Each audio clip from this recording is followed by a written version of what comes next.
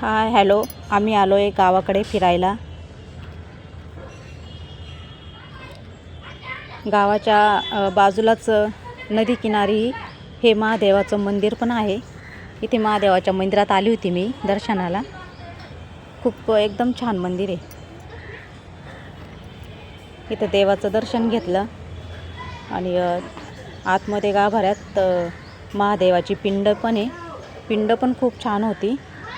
तिथं मी दर्शन घेतलं, आरती केली देवाची आणि तसंच आम्ही बाहेर आलो फिरायला नदीवर. तिथं नदी पण वाहते.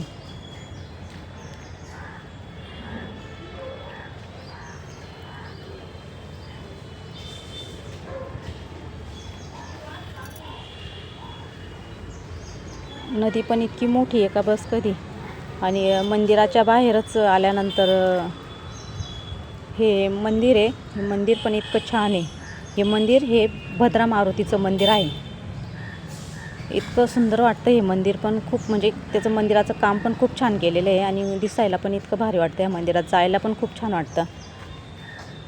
खूप मोठं मंदिर आहे. आणि या मंदिराचा जो मधला गाभारा आहे ना, तो पण खूप मोठा गाभारा आहे. अनेक लोक दर्शनासाठी येत असतात इथं. हे मंदिराच्या बाजूचं आहे ठिकाण. आणि इथं मंदिरात जो हनुमान आहे ना, तो झोपलेला हनुमान आहे. बघा तुम्ही, असा हनुमान आपल्या इथं कुठं पण नाही. कुठल्याच मंदिरात असा झोपलेला हनुमान नसतो. पण या नदीच्या किनारी जे मंदिर आहे तिथं तो हनुमान झोपलेला आहे. हे मी पहिलंच मंदिर बघते झोपलेल्या हनुमानाचं. आणि तसेच इथं मंदिराच्या किनारीच खूप नदी पण वाहते.